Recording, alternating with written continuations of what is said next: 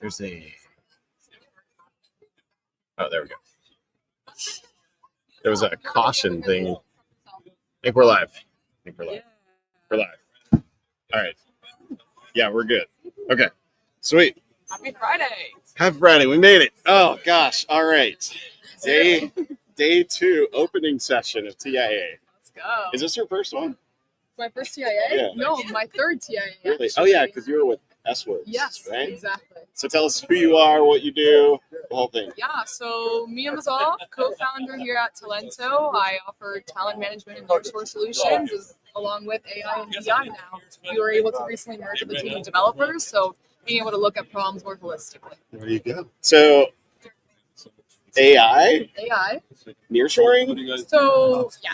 I mean, it's going to happen Okay. anyways, right? Yeah. People are going to change the format and the way that we're using them. So the idea is that you come in with the problem. Sometimes adding people might add to the problem, as you know, you might just need to change the process or incorporate something that might augment the team, right, or the person.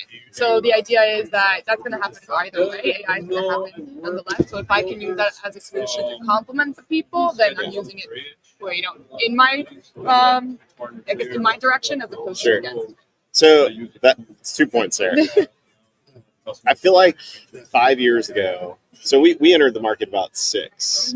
About 5 years ago is when we actually started having paying customers, because you got to have an alpha, beta, and all that stuff. And first it was automation, and people were very hesitant Totally. to automating. I think there was a shift to augmentation, like you said, and it's like the people on the floor, they're not. They do have hesitation in that this robot's going to take my job, Right, they do. and they have we talked about change management yesterday, and the hesitations is is it going to cause more work for the team, Right. and then are they going to end up going back to what they're used to doing? And Yeah. it's really just helping them improve what they're currently doing. So for those that don't know, act like I don't know, Yeah. right? Offshoring, nearshoring, what's the difference? So basically, to put it in simple terms, it's a location thing, a distance thing, a proximity. If you're thinking offshoring, you're thinking Asia, Philippines, India. Yeah. And then if you're thinking nearshoring, it's closer, so Central and South America. Yeah. Same time zone or maybe a I see. difference of 1 or 2 hours. Yeah. And then cultural relations, right? Because again, you're getting closer. The cultures with Latin, Central, and North America definitely has more in common as opposed to the Indian culture comparing directly to United States. So I'm going to do something, I think I might have mentioned this to you. I do it with a couple people. So it's high-low buffalo. Okay. Have you heard about it? I have not. No? All right. So high-low buffalo means tell me something that's gone really well or that's going really well. Yeah. And however surface level you want to be or however deep you want to go. We talked a lot yesterday. We had some pretty deep conversations. So high points in your life. Can be work related or not, or anything.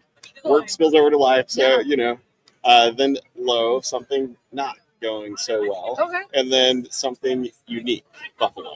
Okay. Would you like me to go first, or Whatever. all right. So I'll go first. Let's see. Trying to think of something different. What's a high point?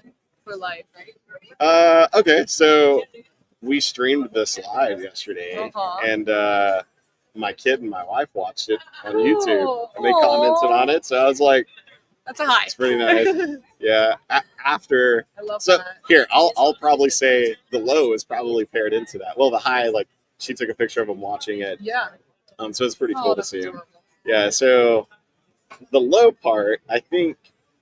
I put a lot of energy into this, the TIA show and work and stuff, and by the time I'm done, I mean it's an exhausting day. Totally. Right? It's more than work almost, and It's like 5 shifts in the day. yeah, and after I feel like I talk more on this than I do on if we had a booth, Right.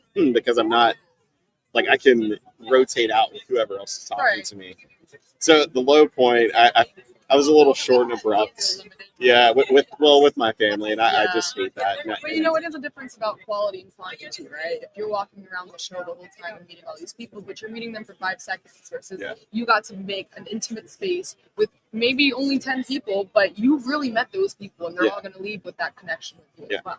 Yeah. So that's sort of a way to look at it. I think So it's something I'm working on for sure. How to keep it separate and just commit time to my family. So that's easy. it's hard. It's I hard. think all of us have that Yeah. problem of balancing work and life, and understanding that we spend more time at work than in Yeah. our homes, but we work to live and to be with our families. And so Yeah. it's balancing the two. Hey.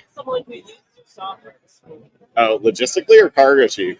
Logistically. Oh yeah. Yeah. Shout out to logistically. So we're actually doing a live stream podcast right now. No, all good. That's part of the That's conference, great. right? There's going to be interruptions and, It's gonna be discussions, right? So, that's cool. If you see an open seat and a little bit down, yeah, cool. What was your name?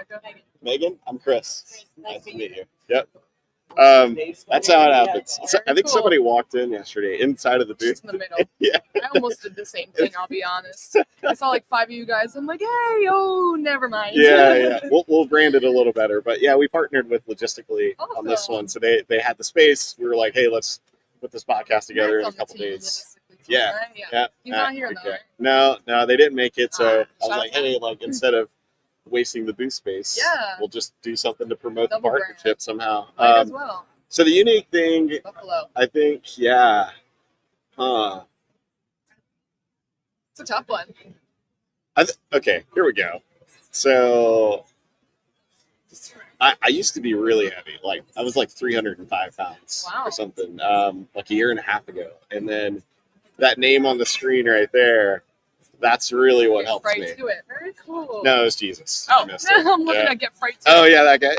Get right to it, guy. No, that was a big Very cool. motivator for losing weight, going to the gym, doing things like that. So unique thing, that was like the third time I've had to lose like a massive amount Wow, of weight. that's not easy Yeah, to do. it sucked. It sucked for the Congratulations. last it's probably 7 years maybe. It was wasn't a tough. physical, but an emotional Yeah. toll, like Yeah. extremely. Like if you can get past that, like that mental block, Yeah, which clearly you did. Yeah. I mean, that takes a lot of effort. it's tough. It's Yeah. tough. Good for you. Your I love turn. it. Okay, so I'm gonna start with the low.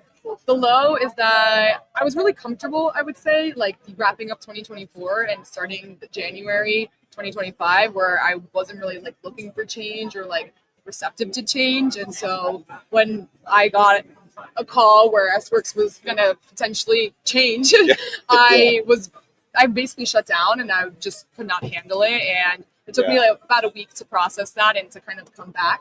So that was like a big low. But I also think like on the high end, some of the best things or the best experiences are those options that you didn't think that you had to make that choice. It's like a choice that was forced onto you, but at the same time, it was the choice that you needed to make. Yeah. So I'm actually extremely happy with like the decision that came about and being able to co-found Talento now and be part of this team in a different fashion. So it was something that was really, really hard for me, but I turned that around and now I'm super grateful for it. So I'm hoping that in the future, when I come across a moment like that again, I'll reflect back on this and remember that, hey, change happens and you can't always control it, but learn from it and apply it. So that's my high and my low. Yeah. And my buffalo is that I'm actually finishing up my master's right now in early education and special education. Really? So I'll be graduating in May with my master's, which has nothing to do with this Sweet. world, but it's what I used to study. And I had just dropped the ball.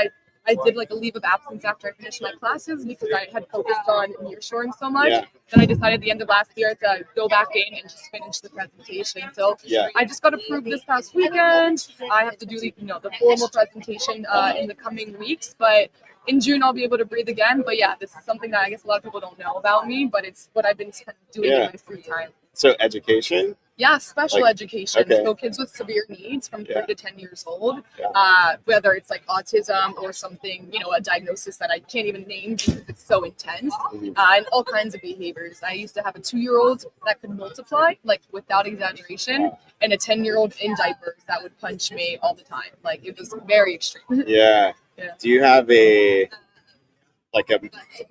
connection with that, like Oh, in your early years or anything? yes. When I actually was in preschool, they had to relocate my classroom because my classroom had kids with special needs. And apparently, as a 3, 4-year-old kid, I would cry and I would get really upset when I couldn't help them. So they had to move me to another classroom where like that wasn't happening. But Yeah. I always had that affinity to help those kids. So my mom always saw that in me, like as I was young, and I didn't know what I wanted to do when I got older. Right. When I ended up in the autism space, like the disabilities area, that's when I realized I really love working with that community because it makes me value what I have in a different way. Like I had a 3-year-old girl who was smaller than her 1-year-old sister, and it's probably not going to live too many years, and would eat through a tube. You couldn't even hear her if she cried or laughed. You start to recognize her different personality and her different preferences, and you realize like just because she can't verbally communicate or make any noise, any auditory noise, that doesn't, or even facial expressions, that doesn't mean that she's not feeling, that she's not experiencing, that she's not happy. Yeah. You know, so it made me really like reflect back on my life, like just thank everything that I have. Could have.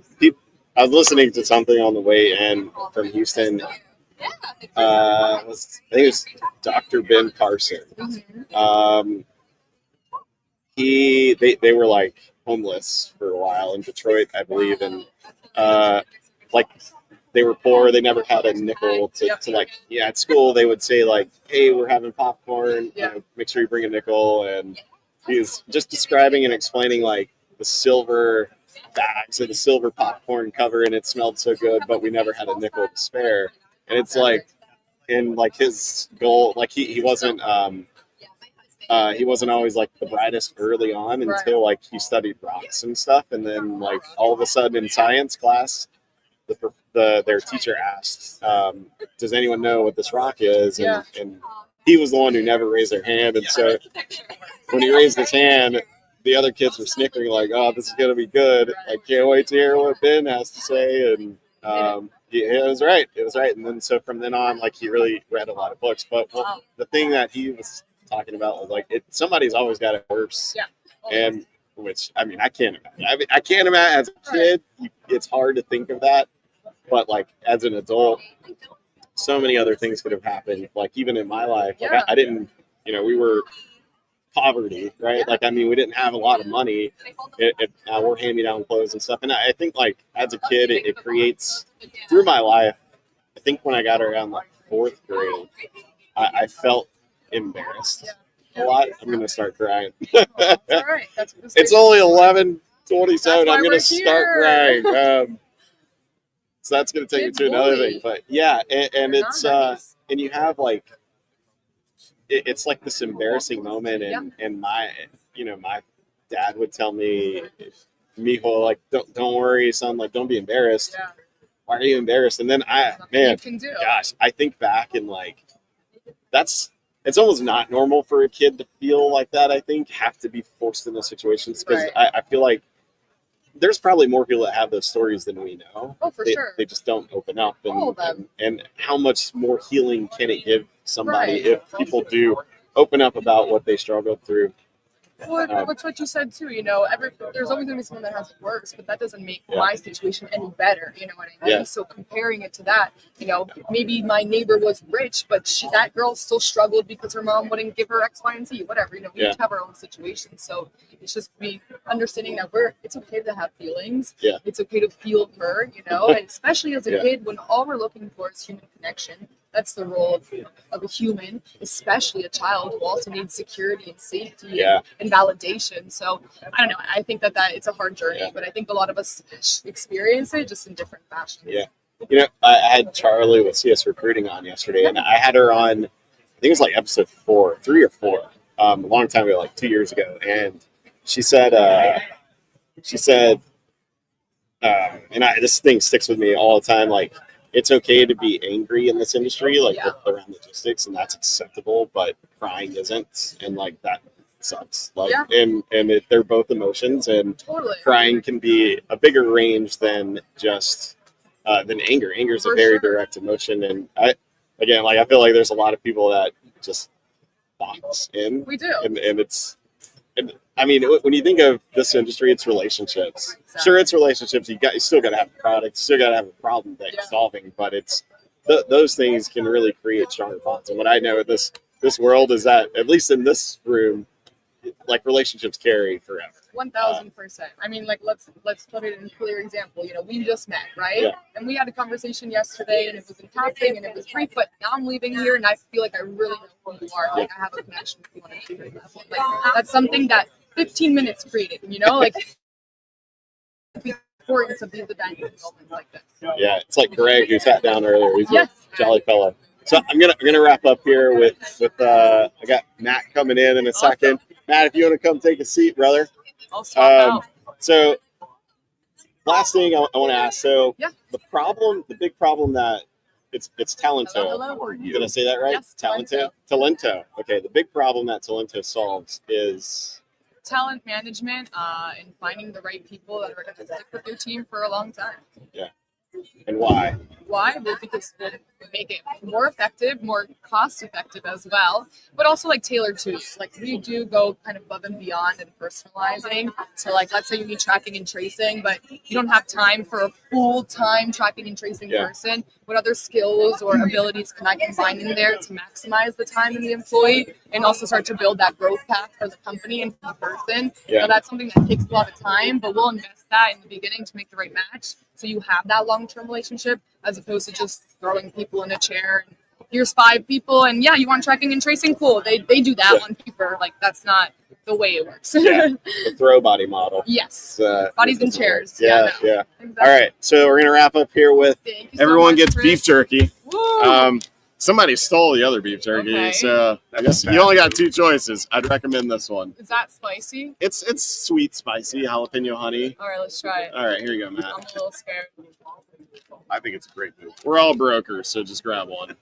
Share the same germs. There's a bunch of gnarly people drinking yesterday, and Greg spitting and hollering. And The vodka. Thumbs up. Yeah. Okay. Do you want to have this? Yeah. Sure. Oh, okay. Yeah, it's good. Come on. I'm scared it's gonna be spicy. It's going to be great. All right. It's It actually even like smells tender. spicy. I'll have some. I haven't eaten yet, so Actually, this is my second time ever having beef jerky. yeah. That was really good. Travel hack. Always Yeah. pack jerky. That's smart. That's That what I one's tell a at the little- airports. A little hard, that one. But yeah, it's good. Well, thank you so much. Thank you, Mia. Appreciate it. Yep. Good to see you. Right Good on. luck. Good to see Great you. to see you. Enjoy. Bye. You're into the hot seat now, brother. Sir, happy to be here. Is there vodka in there, or No. Pure iced tea this morning. it's not 12 o'clock yet? Bingo. We'll be chewing on that piece for a little bit. Yep. Take some So, time. I'll ask you hard questions now. let's go. It's going to be a very long process here. Why don't I have green shoes? Is the first question. You know what? That's a very fair question because there's actually a thing I do on occasion to thank certain people, and I do send them shoes with hints of green on it. Yeah. Give me your shoe size. And All right. Extra wide. All right. Matt, tell us who you are, what you do. Yeah, give you the whole speech. So Matt Silver, today I'm the Chief Commercial Officer at Green Screens. We just are wrapping up an acquisition by Triumph Capital. So we will be part of Triumph Intelligence here in the next couple weeks. Yeah. Super excited for that. Definitely a new chapter in the story for Green Screens. So how does that Triumph pay? You guys just launched a new product, Intuition. Is that right? That is correct. Yeah.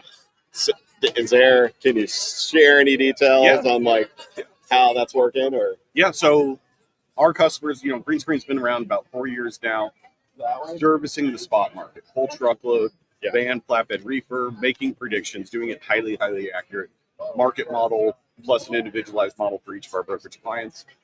Intuition was built out of customer demand. You guys are working in the spot market, short-term predictions. We need long-term, right? We need up to a year into the future. What's going to happen? What are the economic indicators that tell us how to price freight so they can respond to RFPs and all the good stuff that they need to win more freight? Yeah. So we've been working on it behind the scenes for quite some time. We are not fans of doing something without it being completely validated in the best version it can be. Our team is amazing, so we launched it. It actually went live last week. Actually told the world yesterday, basically, that it's out now. So enthusiasm is insane. It's something that every one of our existing customers are currently signing up for. They're very excited to have it. Certainly help drive new business for our team, making it easier, fill some of the gaps. If a brokerage is using a different pricing product and they're not getting the accuracy that they need to win the freight, especially in this market, giving them the ability to also take it to their bid platform is really powerful. That there's I think I was talking to, I think it was Ryan. One thing I didn't know that you guys did in the, like, when you bring on a new customer, I think we had Rachel on the show like a couple weeks ago. Like, there's a deviation that you guys have until it's like dubbed successful as like it's as accurate, and so can you talk a little bit about that? So thank you for bringing that up, by the way, because I don't think we talk about it enough until somebody's in the sales cycle. We are a SaaS platform, right? So you're going to pay either once a year, every quarter, or every month for our service. When we sign an agreement to bring you on, we're building a machine learning model that's specific to your brokerage. Yeah. So we're going to take as much data as you've got in your system, however you can get it to us, right? Most of the TMS partners we have, it just automatically comes over at the signing. Our data analysts receive that information. We start working on like the preliminary machine learning model, again, custom tailored to your data set. So influenced by your customer mix, the carriers you select, the technology you use to take things to market, both at the quote level and, carrier capacity side of things. We analyze everything. We look for anomalies because everybody, even within a TMS where we pre-map, every user within every company does something slightly different. Van V53, drive-in, every iteration of it. Even, how you list your commodities, how your customers are spelled. All of that weighs into the model and is configured so that it takes about a month. And we configure all of that. And in that time, very uniquely, we don't charge it. We're not interested in taking money before we can prove what we're capable of doing. Yeah. And for most of our clients, assuming they've got some relative scale, if they're a startup, we can't do this because they have no data. But, for most of the brokerages that exist today, they've got north of $3 million of data, right? Typically, it's a lot more than that. But with that, we can build out a preliminary model. It's going to have about 10% variance. And it's not uncommon, I'll say, for us to make very bold agreements with customers that say, you don't pay until we have a machine learning model that performs at plus or minus 10%. Mm-hmm. Internally, we set the goal significantly higher than that. We have a global variance right now that's sub 7% for all customers. We have individual customers that perform at like 3% variance.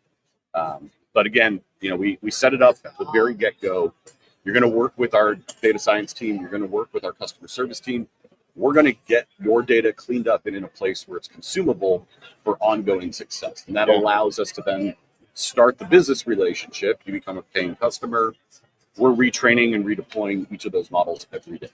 Yeah. Do you guys ever get customers that say like, hey, this isn't accurate? Yeah, of course. And I'm curious what they tell you. Like, what do you guys say to that? I mean, bluntly, so sometimes what we hear is kind enough to say, like, I don't think it's accurate. Sometimes you hear shit's broke. Right? Yeah. That's our industry. Look, we look at it. So even inside our UI, we have a user feedback button of like, this is good, this is not good. Yeah. That's not going to change the model, but it's going to flag the analyst for your account to look into it. And it could be maybe the market has shifted and we haven't received the tea leaves, the signals from all of our TMSs in real time. It's rare now at our scale that we don't have those signals and we're not adjusting things. Yeah. But if it's wildly off, right? Those are the ones that we're really, really concerned about and trying to figure out. Oftentimes we find out that, it's a new shipper to the brokerage. It's known already by most of the carriers to be a bad shipper. Yeah. Right. That wasn't given to us as an input, right? They sent it over for a quote, or they just ran it on our UI without specifying who the customer is, right? So we weren't looking at the full data set. Yeah. The other common thing that happens is we get as granular as a 5-digit zip match when you enter origin and destination. Some users will just go to our UI and type in city, state to city, state. That can have a big variance, right? Chicago, right? Is it North Chicago or South Chicago? Zip codes can really matter. Yeah. So we work with our customers.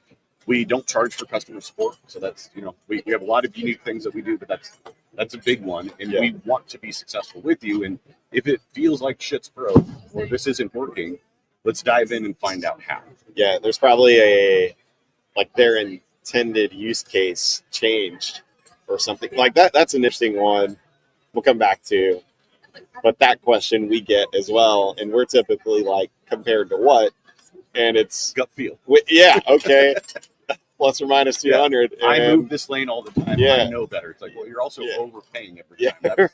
That's Right. why you have no trouble finding a carrier. right, and it's lo and behold, we look at what they actually book it for, and it's like within $50, $100. I mean, it's changes based on regions and stuff, but like those.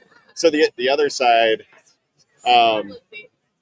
when you're implementing something, like what's like the big hesitation point that you guys get? Like, is there ever user adoption, or is it just There's been user adoption issues. Yeah. With each customer, we reassess our process and figure out there's two sides to it. As a company that's maturing, we need to improve our standard process, and then we tailor it to each customer. Not every brokerage operates the same way. They're not all motivated for the same manner. We have big agent model brokerages that agencies can do whatever they want. Yeah. And they use green screens as like a carrot to come onto our TMS. You get all the features that we're paying for. If you stay on your legacy system, that's fine. You just don't get it. In a traditional brokerage, right? They own their staff as W-2 employees. Everybody's, they've got some control over adoption. The hardest thing, honestly, is just breaking the old habit of I've got my TMS on one screen. I've got whatever legacy pricing product and load board I'm using in another. And then how many tabs do you have open? And what's your sequence of finding out what you're going to pay the carrier, knowing what to post, knowing what to offer to people? Are you tying it to any automation? And the good news is, a lot of brokers, especially in the last couple of years, have really adopted the automation on, the quote side. Take it to my shipper's quote board and do it. A lot of bot products out there that we're connected with do that. A lot of shippers now have APIs that you can just send rates to, and they send things out. And all of that gets aided with the start value price, which we've plugged into everybody there. And then the big kind of turn in the last 6-8 months or so is the email automation. Right? You've got the Vumas of the world, the Drum Kits, Everest. I'm going to not list everybody we're partnered with, but it's hard to find somebody we're not partnered with where that system on the brokerage's behalf can ping us. We return the rate data. They can take it to market, craft the email, drop it to the shipper, do however that shipper wants their journey to be. Has the problem, like the challenge that you guys sought to solve, was it like 4 or 5 years now, or 4 years? Has that changed? No. Single mission focused on give brokerages the most accurate price predictions that have ever existed. Right. And I'll keep going back to predictions because I ran brokerages, right? We've all booked loads. Unfortunately. I wasn't gray haired and half bald, right? Life was different. Still full of hope back then. But the legacy tools give a lot of averages, and they give it based on user submitted data, right? I don't know if you've ever fudged a number of, hey, this is what I paid, or even this is factually what I paid, but I booked it 3 times, right? Carriers kept falling off, and I overpaid to get it. I don't need that average as like the 3-day rate or last week's rate. What I need to know is this load is picking up tomorrow. What is the price tomorrow? Last week is an interesting indicator, right?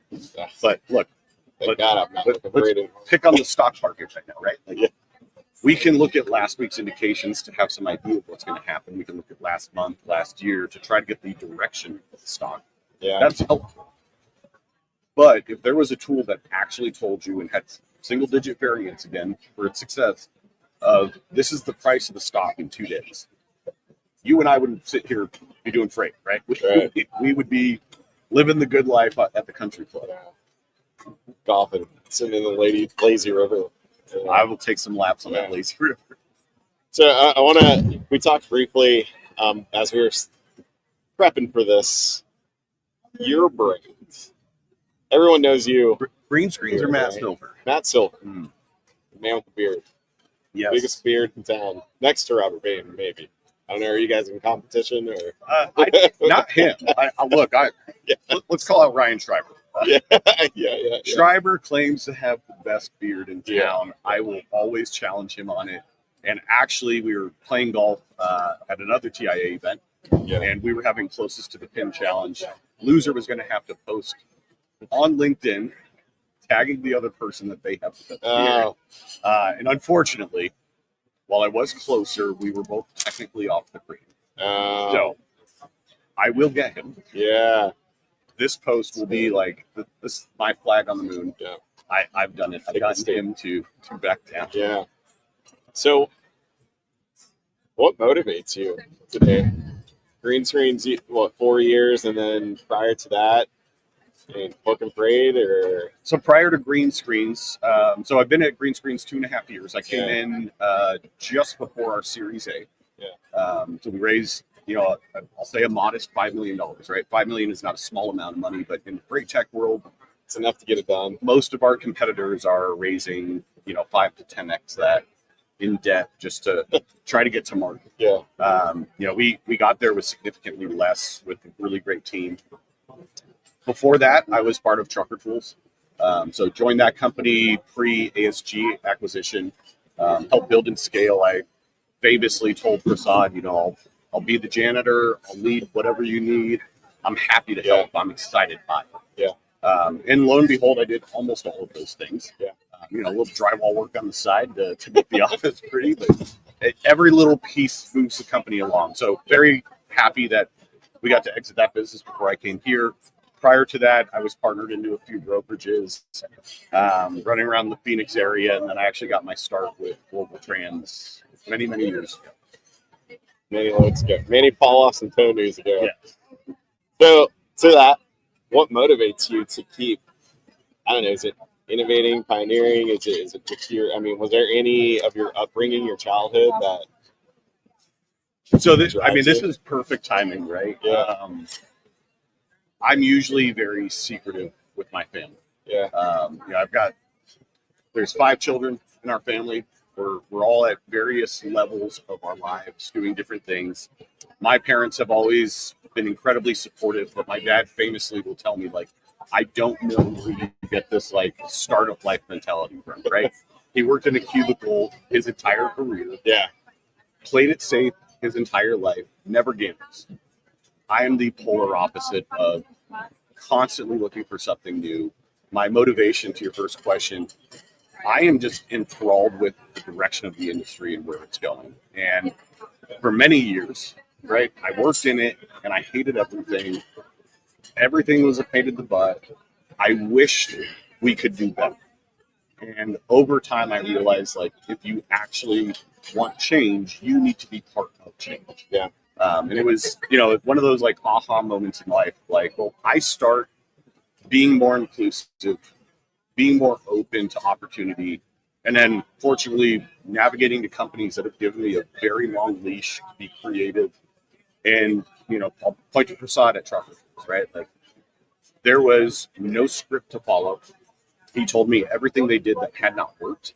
And he, as an owner, founder, was very open to we need to shake it up. Right? We need something wildly different than what this industry has seen. And I kicked off a partnership program there that was not based around revenue share, not based around fees. It was just open because it benefited mutual clients. Yeah. And then when I met Dawn at Green Screens and made the jump to come over here, initially leading partnerships before moving up in the organization, her entire stance was, we don't know anything about partnerships. What do you think? Right? And I pontificate a lot of things. And I threw some crazy ideas out there of, we could do something even more open. We sit here today, we've got about 50 partners that we're fully integrated with. You guys included, right? Mutual clients can see our product inside yours, your product inside ours. They can jump between the two systems. They communicate really well. And we don't charge them anything extra to do that because it's the right thing to do, right? We want to make the journey of freight much easier. And again, you and I have watched a lot of products come to life in this industry, and everybody who claims to be this is the end all be all, this is the solution for freight, We just need everybody to pay these insane fees and use one unified platform, which will never happen. Right. Right. So being able to affect change from, my side of how do we keep it open? How do we do what's right for the customer? And how do we mitigate the costs around it? Right. There's a real cost of development hours. But if we can justify this stuff and we can build it across enough customers and we get the economy of scale on our side, it's the right thing to do. And I've been incredibly fortunate that there's some wind to those sails and it seems to be going in the right direction. And more people are kind of taking that methodology as they launch new companies and mimicking it. And that's amazing. I love it. Yeah. And even some of the old guard, as I'll call it, are making very big changes in their ecosystems to be more open and allow their customers flexibility. Yeah.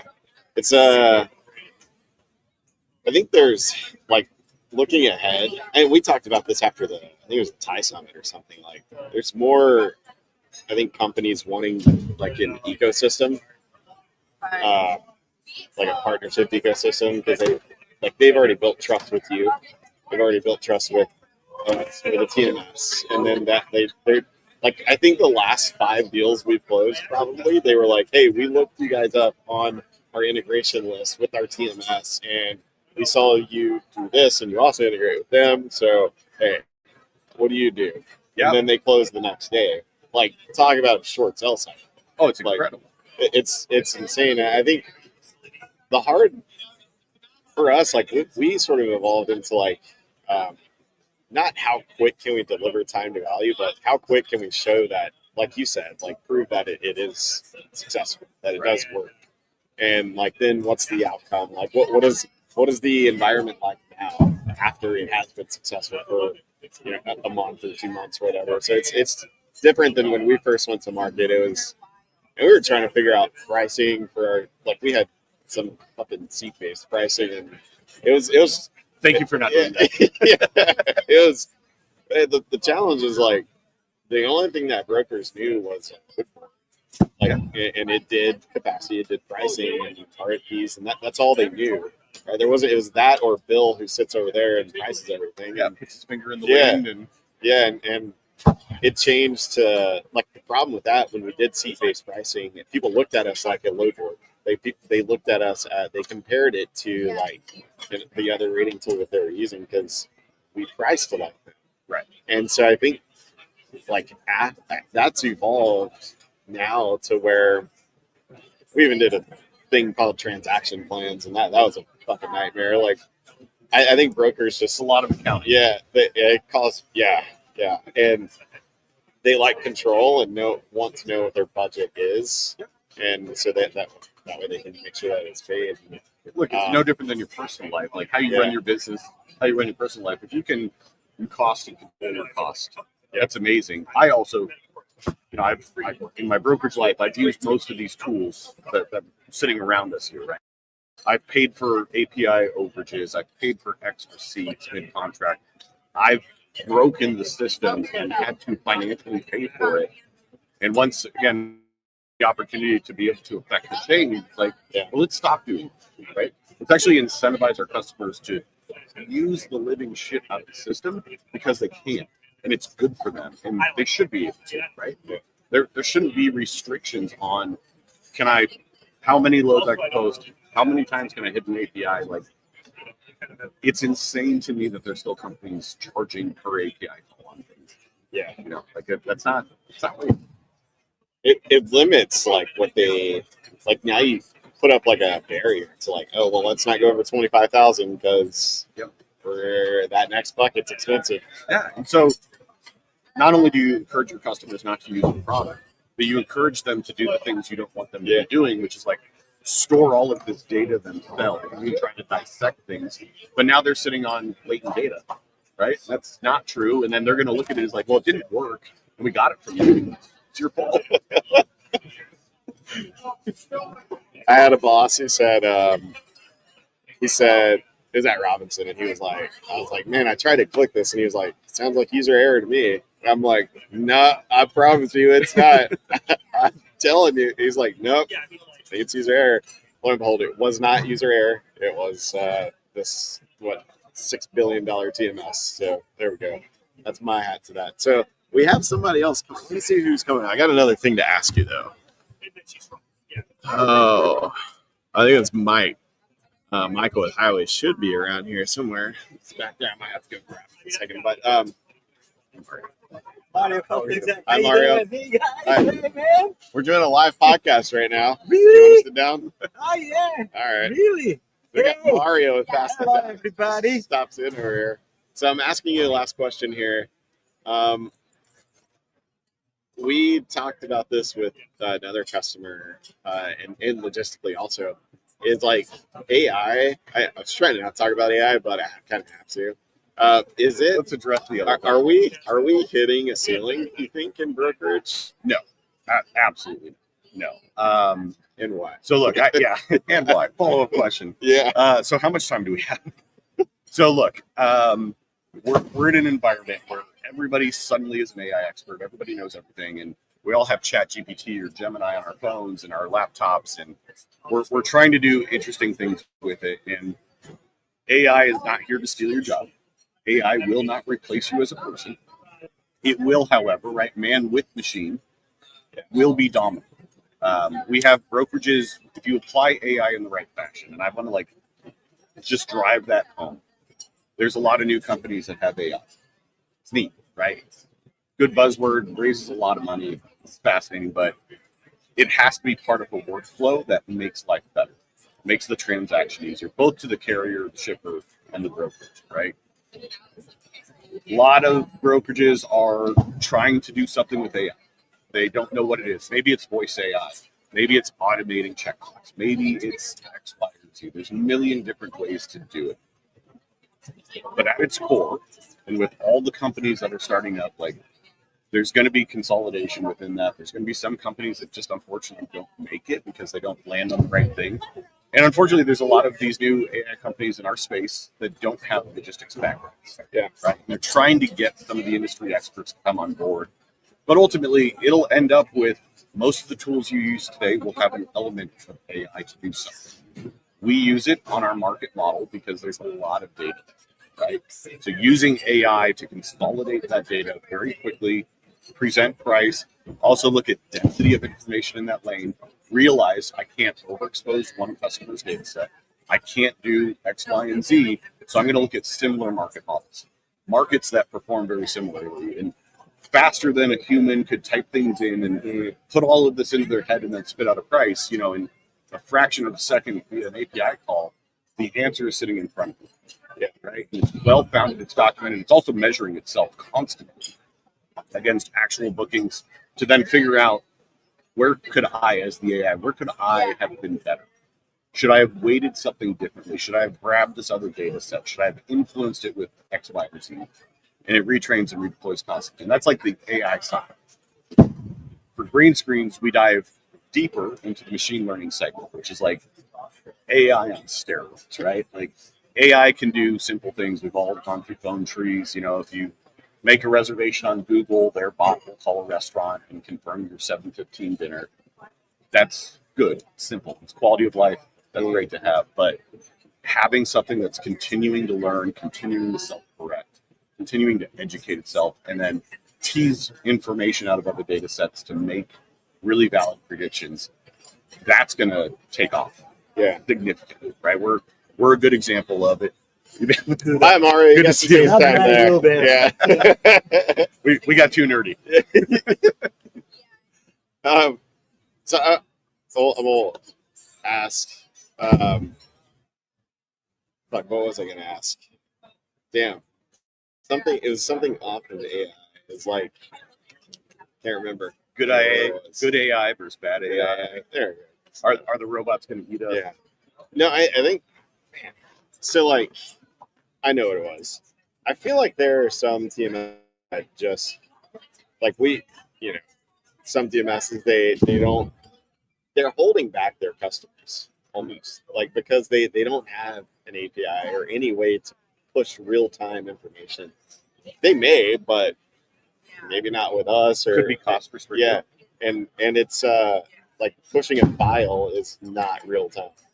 Like, and like back to what you said, like if a file comes over, somebody's going to have to interpret that information and then read it and then dissect it, and then maybe they're pulling it out from there, whatever they're doing also, and then it's just not real time. Like, do you feel like there's at what point the TMS is just like, instead of building it themselves, because there's no way they can what we do, there's parts that we don't do, and like Absolutely. there's no fucking way we're gonna go do all those other parts, because that's Right. just not what we do. And like, do you feel like at some point there's the TMSs that don't do that don't integrate with these things in real-time data? Like, is there a stopping point, like that those TMSs are just going to die, evolve, get eaten up? Or, So, I mean, we've seen some getting eaten up so lately. yeah, so here you go. We're Yeah. we're in it, right? Yeah.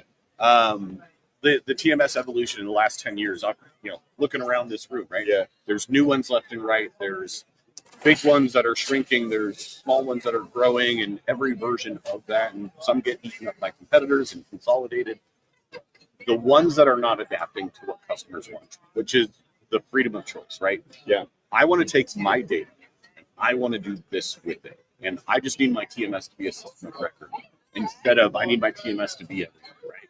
I think you and I have been in the industry long enough that 15 years ago, a TMS came to market and we're a one-stop shop. We do everything. And over the years, we've seen customers migrate to, we'll be the system of record. We do cool things. We have a lot of features that our users want, and we do those things. But those systems are very open to partnering in with anything a customer wants. And it shouldn't just be the biggest customer they have wants this one thing. So they make an exception. They build with like a foundational value of, we will let you take your data in and out of the system any way you want at real time, and you can push it into all these other platforms. Yeah. And a lot of the TMSs, just my journey on the partnership side, it's become easier and easier with each new TMS that comes to market for them to start with the foundation of, I'm going to pre-integrate the most common tools with my ideal customer base. And then they actually use that. Yeah. The other sitting on legacy, and man, I've been shocked that I think the last year I've heard a lot more people like, man, our TMS, like, we use it for assets, so we're kind of stuck in it, but we're limited. And like, is there any way? Like, I mean, There's always a way. Here's a whole list of TMS that you can change to, like, logistically. It's just, I don't know. I feel like at some point, they, like that's a good thing. Like, to see, I heard a brand new TMS yesterday. Never heard of it before, and our CRM has like a list of 70. Wow. So I was like, he's like, we use one that you probably never heard of. I'm like, never heard of that one. You're right. Matt, it's a pleasure, man. Thanks for joining. Appreciate it. I'm probably just going to take a break for a second, get a plate of food, and put this thing on mute. So, awesome. Well, I appreciate you, man. Yeah. Thanks for having me. All right, we'll meet this guy.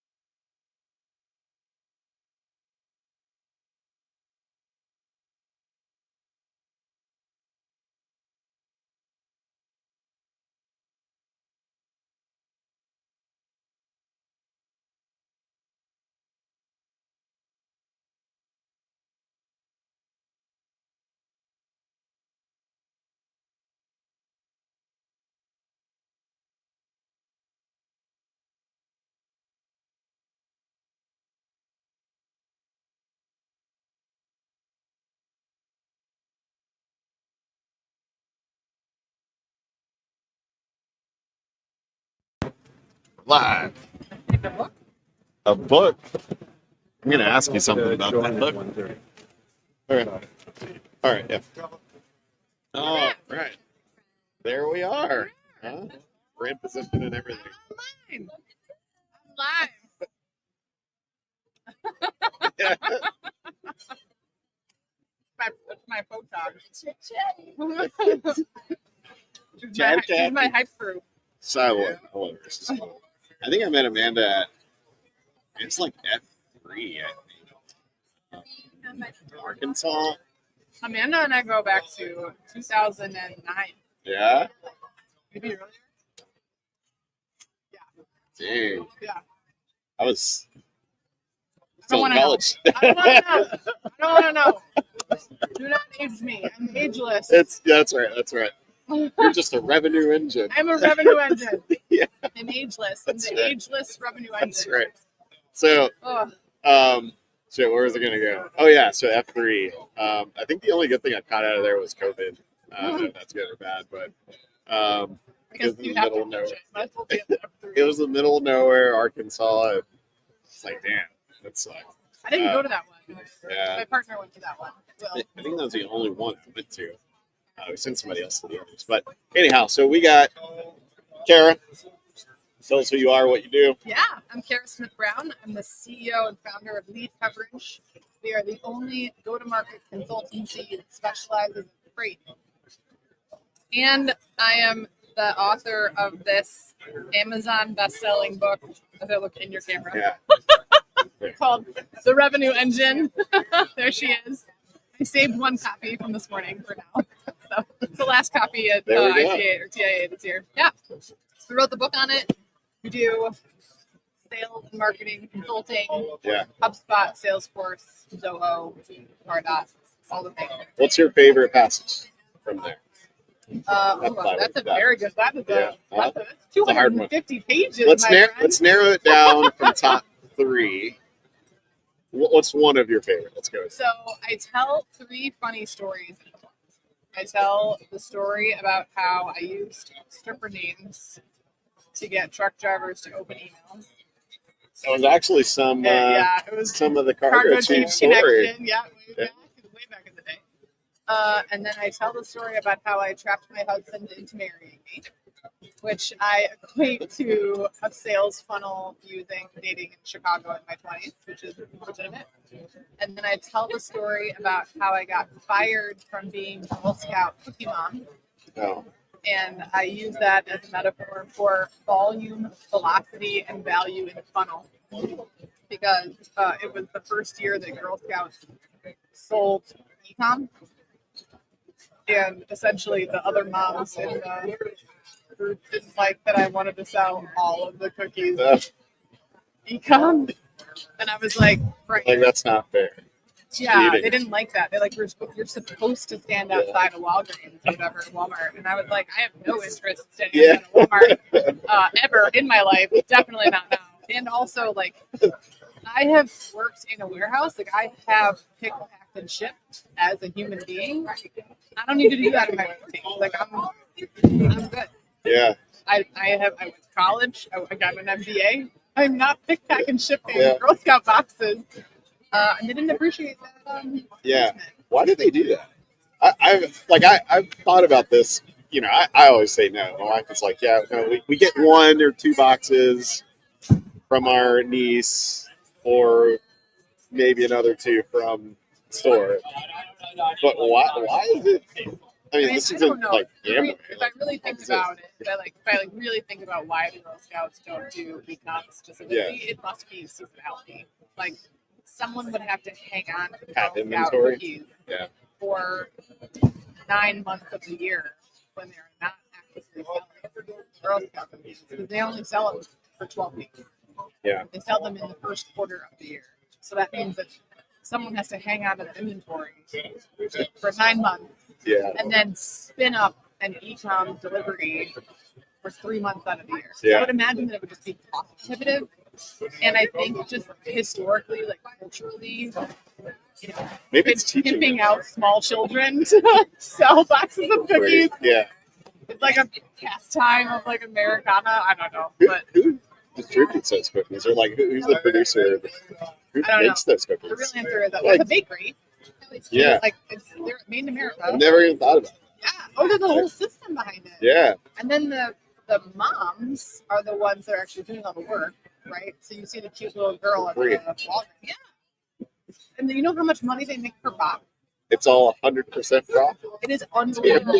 The troop itself, like the actual troop, Yeah. makes 16 cents per box. Wow. So it's actually a funny story. So I go Yeah. to the Girl Scout Cookie Mom night where I learned how to be Cookie Mom. And they tell us, hey, by the way, now we're doing these online. Mhm. And so you can give us a list of email addresses and we will email them on your behalf. Okay? But they don't use your daughter's name because that's illegal because they're minors. Yeah. So they just use the generic email address from the Girl Scouts and they have like a landing page with truth. I'm like, okay. So you're telling me that you're going to send these emails on my behalf from a Girl Scout email address that doesn't have anything to do with me, but every time someone buys a cookie from my UTM code, you're going to give me money. And they were like, yeah. And I was like, okay. And they said, your daughter will get a badge if she sends 30 emails, which means if you send us 30 emails. And I was Yeah. like, all right. Okay. What is the badge when we send 30,000 emails? And they were like, what? Your daughter knows 30,000 people? And I was like, no. But I send emails for a living, and I definitely have 30,000 emails. Yeah, And yeah. if you're telling me that you're going to send them anonymously from the Girl Scout server, she's going to get 16 cents a box, whether Chris in Chicago buys them or my mom in Florida buys them, obviously I'm going to send you every email address I can. And they were like, that is not the spirit of the Girl Scouts. Yeah. And I'm like, I disagree. We're not trying to scale, Sarah. I know. It's like, let's scale this shit, right? So then they told me, so I said, okay, it's doing the math of the boxes. You get 16 cents margin per box. We said. I'm like, okay, all right. So if I know I'm going to sell 1,000 boxes, can I pre-buy some local advertising? Like, can I advertise on LinkedIn or Facebook or Instagram and then send them to this UTM coded page? And they were like, we literally don't understand Who the are words that are coming out of your mouth. And I was like, 16 cents a box. Like, you know, Yeah. like, can I use a couple $100 of my assumed revenue, like, to Yeah. buy some, you know, you got to spend money to make money. Yeah. And they're like, this is not the spirit of the Girl Scouts. Yeah. So disappointed. That's insane. Like I didn't even think about it. I mean, I see them, you know, and I'm Yeah. like, man, this is like, where's the newspaper? Like, Right? it's like just throwing the newspaper at the door. Like, I don't even want that fucking newspaper. I don't even read it. I probably run over it several Do you want to know what the times. crazy part is about this whole story? What's that? The last core value of the Girl Scouts is entrepreneurship. Yeah. So here I am, an actual entrepreneur, using my entrepreneurial skills to make as much money as possible with the least amount of effort, which is the Yeah. job of an That's- entrepreneur. Yeah. And they're like, hard no, we don't Yeah. want, we are not buying what you're selling, lady. Yeah. So they kicked me out of the club. One morning, I went to log into my Girl Scout Cookie Mom portal, and my activation was deleted. It was like a passive aggressive firing. It'd be like if your boss, if you came in one day and your boss Yeah. was like, "Oh, we sent your computer back. Yeah. You're done. We don't. Yeah. Sorry, you don't actually like your badge doesn't work." It Wow. was a really hard way to find out I was fired. That's and you're just trying to change the world. Change the world, Kara. One box of Yeah. payments at a time, Chris. 16 cents at a time. 16 cents at a time. Yeah. So I want to ask you, like, I was asking some other people this. I don't know if I share this with you, but I learned something recently, more like personal stuff. Yeah. Like, and now like work spills over all the time, right? So it can be whatever it is. So like high, low buffalo. Have you heard of that? High, low, buffalo. Yeah. So high is where you say something relevant that's going really well in your Oh, life. yeah. Okay. Whether it's work or Sure, we do what. this best in work, worse in work. Yeah. Best in business. BW best in analysis life, or something, best in right? life, worse in life. Yeah, something like that. Yeah. So I like that. I love so then the low, obviously same thing, and then buffalo, something unique. that. Would you like me to go first? Or? Yeah. All right. So I did something earlier. This Ty over here is trying to tell us closed deals, not tabs. I like that. Um, All your operations so- on one screen. So you know, I come, did come it. over here real I quick. gave you a shot. Come over real quick. Just show the people what we're trying to see, and that's Oh, no. waving There in my it is. face. Look, over look. here. You're in. You're in. You're in. That's hilarious. There it is. There it is. I love That's it. funny. That's pretty cool. You never know what you're gonna get at the freight show. Yeah. Anyhow, so I said something earlier. So it was something that happened yesterday. Trying to think of something different. Let's see. Something going on really well. Okay, so I'll take this into a unique one. So this was my unique thing, the last or one of the other things. So something really going on really well. I don't think we knew each other until Florida, right? Something like that. Yeah, and so this is like my third time, I believe, losing more than 50 pounds. Bravo. Yeah, so Florida, I think I hit like an 80 pound or so. I used to be like 305. So now I hover around like 220-ish now, and it's sort of stalled out, plateaued. A lot of stress going, all the stuff, all the excuses. Yeah.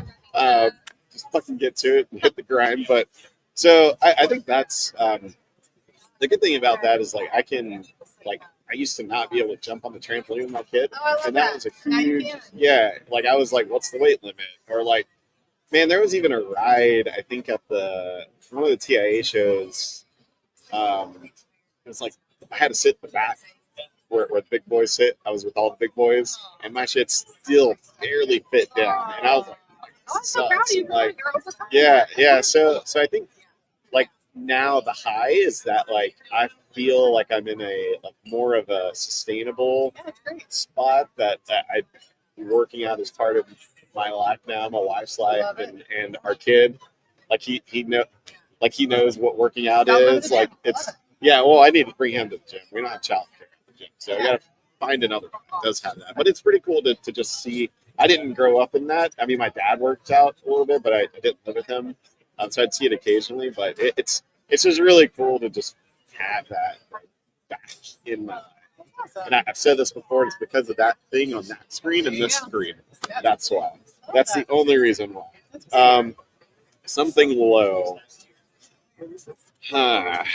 Let's see. I was telling somebody this before. I think I was talking to Michael Meckel, PJT. Forecasting is hard. It's hard. Like Q1, you had these lofty goals and fucking Come out of the gate, hot, right? one word that the president says, and then like everyone reacts, and it's like so many things get in the way. Like when deals don't close, like there were so many that were like, "We're ready," and then I'm not a pushy salesperson, and like I'm gonna like, hey, like it's obvious, either automate and scale or drown in outdated processes. So if you want that or no, that's where we're at. So and that's where it sucks when those things don't come in, and I think that's probably my low. Unique about me. That's hard because I've already had to say so many things. Trying not to do another one. Unique. Oh, okay. I got one. I used to, in high school, I was the lead singer of 2 Christian bands. Nice. There. Do you know Christian? Oh shoot, what's his last name? Stanfield. Yeah. Yeah. He I is think with a my- K. He is his daughter is my daughter's best friend. Really? Yeah, That's crazy. I know. I didn't know that he was like royalty until we went somewhere and like people were mobbing him. And I was Yeah. like, what is going on? He's good looking. That's but he's not, wild. like, Yeah. he's a regular guy. He's bad. It's like my cousin's best friend's neighbor. No, I'm kidding. Yeah, I was like, But- it's just this guy, Yeah. this girl's dad. Like I didn't think he was like fancy, and then Yeah. I found out later that he's like sold out like stadiums Yeah. and has like songs on the radio. Yeah. Oh, cool. I had no That's idea. pretty cool. Yeah. Okay, so high, low, buffalo. So Yeah. high, I think today is a big high for me. We were on stage this morning with Jeff Hopper and the DAT team, talking about all things go to market and the reaction from the book, which I'm Yes. really have with me. I can't wait to read it. Haven't read it yet. I think you just launched it like in Florida, right? November. Yeah. So it's like right around that show. Yep. And How many copies so far? oh my gosh, it's an Amazon bestseller. Yeah. Like 3,000 people Wow. have bought it. I can't believe how many people have bought this book. Yeah. Like, it's just go to market and supply chain. Yeah. You know, it's not like anything. I would think it's super fancy. Yeah. And so the reaction has been amazing. The feedback from the whole community has been so great. I'm so proud of it. So this morning we were on stage. We just had an awesome conversation. I feel like the things that I'm really excited about, like intent data and MarTech, and taking the cool stuff from SaaS that my friends in SaaS are doing and delivering it to supply chain, it's really important to me. And I feel like after 10 years, I'm like people are starting to be like, oh, I know you. Oh, I read this. I read your book. I sat down next to a guy here at TIA. We're just sitting down for drinks or whatever. He's like, oh, I'm listening to your book right now. And I'm like, no, like, total stranger. So that's been such a high. And you did the recording, right? Yeah, so it's like your voice. 6.5 hours of this Chicago accent coming at you. I remember I shot you an email and it was like, I thought it was the most unique out of office I've ever seen in my life. I'm recording my audiobook. Yeah, it's like, sorry, I'm in a whole recording audiobook. Yeah. It was the hardest 4 days, I think, of the last couple of years. It was really hard. Recording an audiobook, I give 0 stars. The whole book writing process, I give 0 stars. I will not be doing it again. Why? It was really hard. I have a job, right? I have a successful company with 50 employees. I have 3 continents. I have customers that need me. I have 2 kids and a husband. Like, everybody kind of wants to me all the time. And this was like a whole second job that I had to do. And no one, this is interesting. I've never mentioned this before. No one told me I had to do it. It wasn't like, there was no board telling me I had to do it. There was no like boss telling me I had to do it. Like, I did it purely because I knew that it was the right thing to do as a strategy to grow the business. Like, I 100% knew it was the right thing. Yeah. And so for 18 months, I got up at 5 o'clock in the morning, 2 days a week, and wrote from 5 to 7 a.m. You wrote for 18 months. Wow. So you actually like wrote it. Like Most of you it. did, I had a okay. ghostwriter. I used Forbes, so it's kind of like a book in a box. Yeah.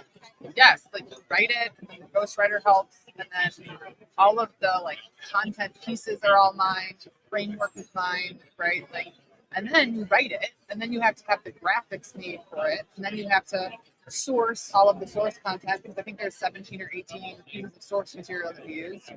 Then you have to give it to them to like finish it, and then you get it back, and then you have to edit it like 4 different times. It was exhausting, and by the time you're done with it, you're like, I hate everything about this book. And then you have to go over the audiobook for like 4 days. So I will not be doing it in a second. It's a one and done thing, but I'm so proud of it. And then we finished the workbook. So there's an 80-page workbook Applying like applying the material to best practices and then to exercises. And we're launching a tour. So we're starting in Atlanta. so like a workshop. A workshop tour. So we're going to 9 cities, and it's free. Or almost free. I think it's like $30. Yeah. But I'll give anybody that listens to the code. You can have a code to come for free. And we're going to do 2.5 hours of go-to-market kind of consulting and what's your ICP and how do we figure it out? What should we start with? And see kind of we can meet people where they are, and then buy everybody lunch. Yeah. And I'm so excited. That sounds really fun. Yeah. And it's supply chain focused, like, or is this going to be the workshop? Is it? So it is such an interesting question that you asked. I assumed that the only people who would be interested in me or the book would be supply chain people, because I only market to this space, right? Like when someone comes in to lead coverage to the company and they want to work with us and they're like a beef jerky company where they make iPhone cases, I'm like, I'm useless to you. I don't think we're not. Even manufacturers, even e-com to some extent, like we're just not really a fit. And so I've said no to a lot of people. there are like a lot of people that want to come to this workshop that have nothing to do with freight. So I don't know if I should call them Yeah. and be like, hey, thanks so much for your interest. We're going to be talking about freight brokerage. Like, are you sure you want to come to this day? So we'll see. You know, that's I mean, I'm sure your book talks about it, like your ICP, and it's hard to, like, we only work with integrated TMSs, Right. like Logistically. Yeah. Quick plug.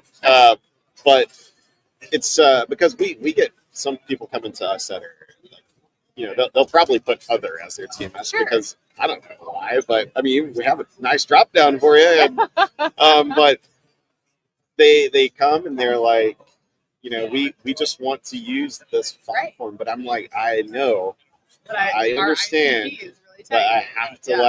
like I don't, look, truthfully, like, sure, I could sell you a shelf of goods, but like, I know the value that you're going to get is much greater Right. if you're integrated and there's real time data. I was just talking to Matt Silver at Greenscreens about it has to be real time because when you export, it's already latent at that point. Once it's exported, it's not live anymore, and so it's like it's crazy. Like I'm sure there's a lot of people that do want it, and like people probably just thinking of like, how do I do a startup, or like, how do I? So I think I'm thrilled. It's definitely like a high that other people are interested and they want to come to the workshop. Yeah. I don't know that I want to buy them lunch. Yeah. They're never going to be a customer. Yeah, So like, yeah. maybe you could pay for your lunch, but you know, we'll figure it out.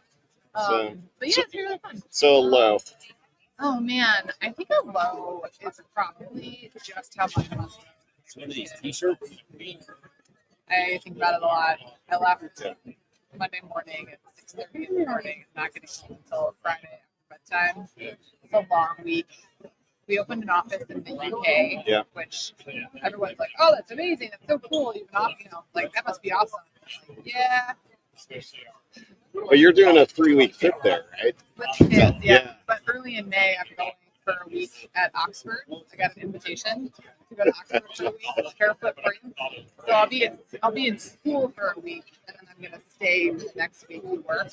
So I'm gone Yeah. for 2 weeks. Like that's a long time to be gone from your kids. And they're 11 and 12-year-old girls, and like so I just kind of feel like I'm missing a lot of this. And then on the other hand, they're watching mommy build a business. They're watching mommy write a book. They're watching mom on the road. It's pretty darn cool. So I'm digging the pro with the con when it comes to that. But yeah, I'd like to be home with them. Do you teach them any of these like strategies? Like, and like, do you share like the My knowledge that you children have with them? have an MBA Yeah. from just being in the car with my husband and I. Yeah. My husband is our COO. They know who is getting hired and fired. They know what the go-get is for the month. They know how well we did in Q1. Like they know You're probably the only 12-year-olds who know what Q1 they means. literally know what Qs are. They know all things. They know what a P&L is. They know the basics of marketing. They know share good news, track interest, follow up. They are gonna be a step ahead. I talked to Andrew Silver about this when I was on the Freight Pod with him, and we were talking about like just the kids, and I said, I think they'll have like a step ahead. Like they'll be, better off in grad school. And his response was, maybe they don't even need to go to grad school. Like Save maybe the we'll coin. just jump ahead because I was like, well, if Test anybody out of knows, a Silver kid knows, right? Yeah. So, like maybe you're right. It's true. So, That's man, I wish I went to school in East Texas, very small. It was like we were technically 4A, but it was like 3.5A or 2.5A. It was real small, but I even college, like they didn't teach us anything. Like, I mean, I just got a degree because I had to get the fuck out of college. They called me a super senior because I was there for so long. Yeah. So they didn't I think everything that I have learned that's applicable was probably day one of Book and Freight. Now, like there are things like even from Book and Freight to coming to this side, like there's so many things I had to learn about myself. Sure, there's been a lot of people like this conversations that I've had. But, man, that's interesting how they applied that. I wonder how I can take that and apply it to whatever else. And I wish there was more like that. Like they're just isn't. And I tell the girls, they're 11 and 12, and if you ask them what their degree will be in college, they will tell you finance. I told them I will pay Really? for finance. I don't care if you go to Harvard or a community college, but you're going to have a degree in finance. yeah, Because finance is the language of the boardroom. it is. And whether you are running a basket weaving company, selling Girl Scout cookies, Yes. or running a company, you have to understand the P&L. You have to understand balance sheet, Yeah. consolidated financial statement. We hired a new CFO. And I mean, we kind of like got to know each other, but we didn't like know each other when he started. And he started, and I was on the road for like a month, right? I'm never around. So we finally had a time to like sit down and talk about stuff. And I was asking questions, and I think he was like, "Oh, she actually knows." But I was like, "Yes, I'd like to see a consolidated cash flow and a 13-week cash flow statement, please." And he was like, "Oh, she actually knows what she's talking Yeah. about." So I think that education and then being able to apply it is so important. My girls also see me go to school. Like I'm going to Oxford for a week to go to school. Yeah. You know, like I've been doing these really cool international programs. So it's a week at London Business School, one at Oxford, one at MIT, Harvard, and Wharton. And I walk out of these weeks with 60 or 80 other entrepreneurs doing cases for 5 or 6 days. It's like a whole new appreciation, new ideas. Actually, how the book came about. Yeah. So I went to Harvard for a week and we did 12 cases in 5 days. It's a lot. Every single case had a framework. That you created for? No, Or- that the professors were teaching us. Okay. So they would have a case study. Yeah. We would go through the case study as a class, and then they would teach us the framework, and they would use the case study to apply to the framework. And I walked out of 5 days at Harvard thinking, I need to build a framework. Like if I'm gonna write a book on this stuff, be the thought leader, be the Yeah. person that you want to have on stage in a show like this, I need to have a framework that I can teach to break this down and make it simple. Yeah. And that's literally how the book started. That's cool. Yeah. Yeah. It's otherwise you're just all over the place. Yeah, we hired. It's hard to prioritize. Yes. Yeah. We hired some people a couple of years ago before the book was written. Were consultants, right? So when you have someone who's young, you can teach them your way, and they kind of grow up in your way, right? And I hired a couple people that were senior marketers in their like life, like they had many experiences, and they did not like my way of doing things. I had to remind them that the business is not a democracy, right? Yeah. And I had to correct them, like, hey, there's some words, like we don't use the word brand, we don't use the word content, we don't use the word flywheel, and they were using words that didn't make Mhm. sense for us. Yeah. So the book was a way to say, all right, this is the language that we use. Yeah. This is how we go to market. This is what we say, and what we don't say. Yeah. So that was also fun. I can't wait to listen to it. So I've got to drive back. I'm gonna do the audiobook. You can I get it can't for read free while I'm on driving. Spotify. Can I? It's free All on right. Spotify. All right, there we go. Yeah. I'm gonna Dude, launch it and 6 listen and to a half it. hours of Yeah. this accent. Hey, it's good. It's cool. It's cool. All right, I got two things because Yeah. you still got to give me the unique. Okay, But I want to ask you something. Because I was thinking, who am I going to ask this question to? I haven't asked anybody. I don't know that there was anybody else, right? I was sort of waiting for it, Okay. and your low sort of like kind of made sense to ask. So, what makes a perfect marriage? Oh my gosh, that is such a huge Yeah. question. Oh, So here, I'll preface. So. yeah. I was listening to the Sean Ryan show. Dr.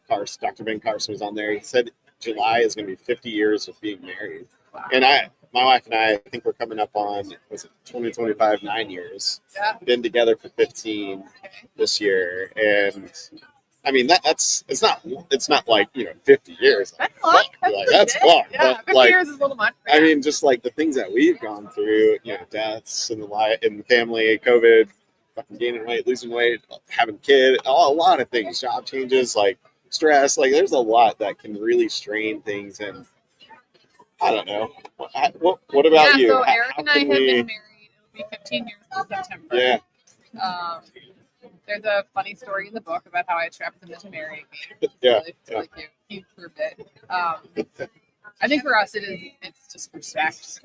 I just respect the hell out of him. He's the hardest worker I know. He's the best dad. So yeah, I think it's just respect. He is my absolute favorite person. I want to share every win and every loss with him. Yeah. No one else I'd rather like do all of that with. And we're good to each other when it comes to like we don't have to do every single thing. We work together too, so we're like in business together, which is a lot. Was that hard to? It wasn't Take hard on. for me because I really needed him. I was like, please. Yeah, Much harder for him. I think having aligned shared goals is also been really helpful. So now that we're in the business together financially, we're obviously very, very much aligned. Not that we weren't before, but it's a lot easier for us to kind of control things and make decisions together versus one of us leading and one of us following. And yeah, I just think respect is probably the biggest thing. Yeah. For us specifically, it took us leaving. yeah, So we're both in Chicago. right. And You we moved to Atlanta, right? moved to Atlanta. Yeah. And things got exponentially better for us and our kids when we left. Yeah, Yeah, there was a lot of pressure with family, a lot of pressure with friends from high school and college that we felt like we kind of like had to see and spend time with. Yeah. I'm a pretty strong believer in you are the average of the 5 people you spend the most time with. And I was ready to grow as a person, and the people around me were not. And so it's a lot harder to break out, learn and grow and change. People around you are kind of not interested. Mhm. So we surrounded ourselves very intentionally with people that are like us in Atlanta. And yeah, that's it's awesome. I'm so Yeah. so happily married. yeah. That's one thing that we're trying to work on. It's like as my wife and I have our next journey with Christ, like trying to find more Christ-like people. Not even just that, but like just similar goals in life, and just like not just Can I being tell okay. you what worked for us? Yeah. We made sure that the couple we were spending time with, neither spouse talks shit about their spouse behind their back. Yeah, And if it happens, we're kind of up. yeah. So all of the Keep it in home. Keep it under your roof. that is like So, just respect. yeah, Like, that- even if yes. Eric and I are having a rough patch, which happens all the time, we work together, right? Or I'm being horrible or whatever. I know that he is not going to his friends and talking about what a crazy woman I am. Yeah. And I do not do the same. And so when you're in a car ride with someone or you're having beers with someone or at the park and they're just like dogging their spouse, I'm like, I don't want to be your friend. Right, right. So that was our biggest, like that. The Christ part is important to us, but less important than are they of character that respect their spouse enough to not behave that way. Yeah. Yeah. That's a really it's moving. It's a pretty easy bar. Yeah, it's. I mean, it's you're polar, right? Like it's either yes or you're this or Yeah. not, and then you decide quickly. Yeah. It's like ICP or not. That's Right? exactly it. It's pretty easy. And then like you're hanging out with someone and like it happens, Yeah. and then you just call your spouse and you're like, okay, I think we're done with John and Yeah. Diane because John was talking all the shit about Diane Yeah. at dinner, and then you're like, all right, well I guess that's done. Yeah, And as adults, it's really easy to just kind of like not hang out, yeah. you know? You can just never say it again. Yeah. Yeah, like this doesn't happen. Yeah. So I think that's probably the biggest one, and it also means that I think the polar is true, is that if you are sitting next to someone and they are dogging their spouse, then it's much easier for you to dog yours. Yeah. Right? So it puts you in An uncomfortable terrible situation. situation. Yeah, yeah. And then you come home and you're like, do you know It's insane. what a jerk you are? And Yeah. he's like, what are you talking Yeah. about? Yeah. Why am I a jerk today? Yeah. Yeah, that's that's a hard one. You know, like I that's one thing I try to like never do. Me Is too. like talk any shit about anything. one thing my dad told me when I was a kid, like, Mijo, it doesn't matter what we say, it does not leave this house and does not leave this immediate family. And it can be, people going through stuff, and whatever environment you're around, if they start, like you said, talking shit, you're more likely going to. And it changes your mindset. Yeah. I think the thing is, like, because I've opened up with my wife about some things lately, like 3 months ago.